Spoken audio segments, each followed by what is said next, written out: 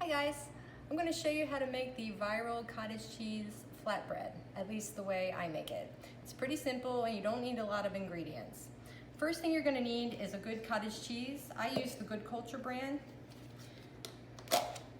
I use about a cup of this. I had made this the other week, so this size container, I think this is 16 ounces. Yeah, this will make 2 flatbreads. I already made one earlier this week. Oh, it looks like I need a little bit more. Luckily, we always have cottage cheese on hand in this house, so thought we might need a little bit more, so I'm going to just top that off. Okay, so you're just going to need a cup of that. Dump it in your blender. You can use a food processor too if you want to do that. Either way. Okay, so we don't need this anymore. All right. Next thing, 2 eggs. Right? Just dump them right in there with the cottage cheese. Easy peasy. There's a lot of different recipes for this going around, and you can play around with different ones and see what works for you. This one just works for me. This is the part where you can customize it how you want. This I use for the Italian sandwiches we're gonna have for dinner tonight, but it's also a good mix of seasonings for just a generic flatbread. I use half a teaspoon of the Italian, half of a heaping teaspoon. That's just Italian seasoning. Onion powder, same thing. Half a teaspoon, heaping. And last, garlic powder. Same thing, half a teaspoon. Right?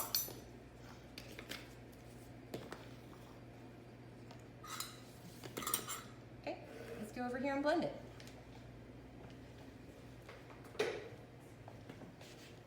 Now when you blend this, don't over blend it because you're going to get it too runny and then it's going to go all over your pan. We don't want that. So I would use the pulse setting and just pulse it a couple times just to get it mixed up a little bit, okay? I told you to do that and I didn't do it myself.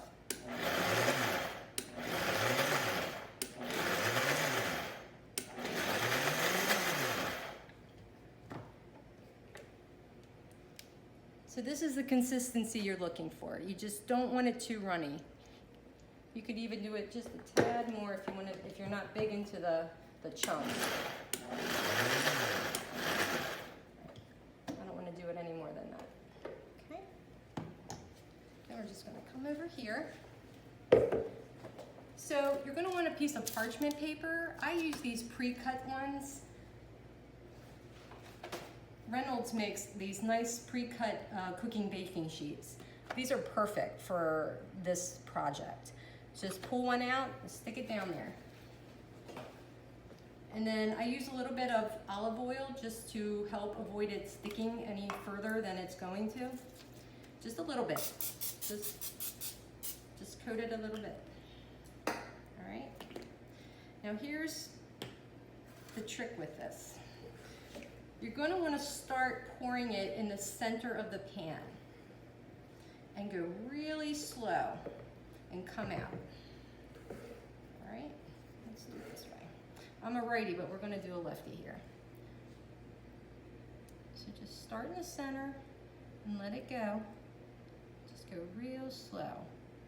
You can kind of help it along.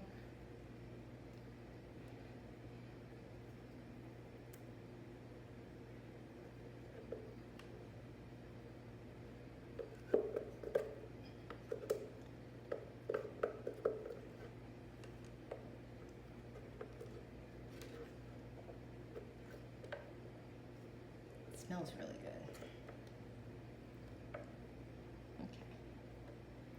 Okay. So now we can just really easily just kind of help it spread out a little bit. See, if we blended it too much in the blender, it would be runny and all over the place, and we just don't want that. We want to just be able to kind of flatten it out as we want it. Now what's nice is this size flatbread will feed me and my husband tonight. What I'll end up doing is I'll cut it in half, and he'll use a full half for his wrap, and I'll use a half of the half, so a quarter, for my wrap. Now I do that because I've had bariatric surgery, I've had gastric sleeve surgery, and I can't eat that much, and I don't want to eat that much. He hasn't, but this is still a really nice, healthy way to have a sandwich, but not all the carbs that you would get in a roll or bread. They do have some nice, low carb regular wraps, but this is a nice fun one that you can make, and you can customize this however you want. We do another meal where I do buffalo ranch chicken, and I put some buffalo ranch seasoning in it. Okay. You want to get it kind of thin, but not too thin.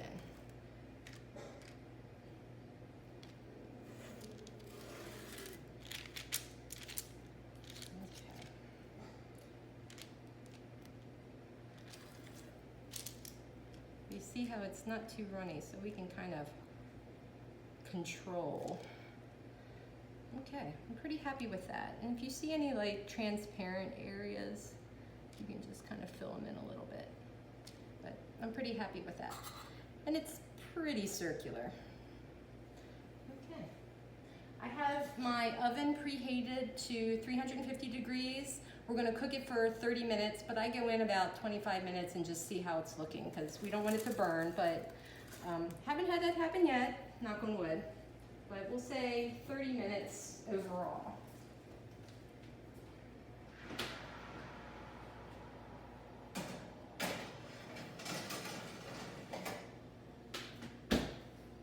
When she's done, I'll take her out and let you see what it looks like. So it's been a half hour. I'm gonna take out the flatbread. So this looks good to me. Nice and brown on top, but not burnt. Great, let's get this over.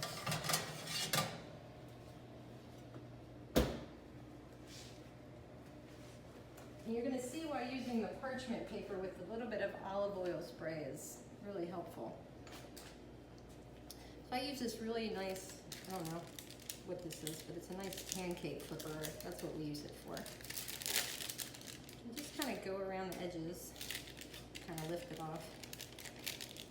But it's pretty much not sticking. Okay. So here's how easy this is. Ready? 1, 2, 3.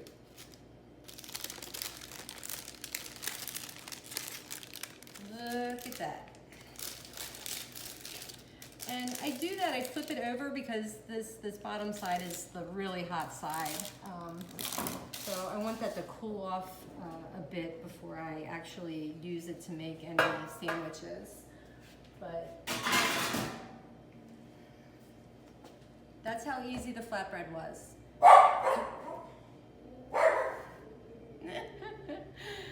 Postman. Yeah, just a couple ingredients and 30 minutes in the oven, you have a flatbread. What I'll end up doing once it cools, I'm gonna cut it in half. I'll have half for my husband, and I'll have this part cut in, this half cut in half, and I'll just use a quarter of it to make my sandwiches. I get 2 out of this, he only gets 1. But anyway, it's a real easy recipe, it's very versatile. You can use whatever seasonings you want that, float your boat, and I make this a couple times a week, and give it a try.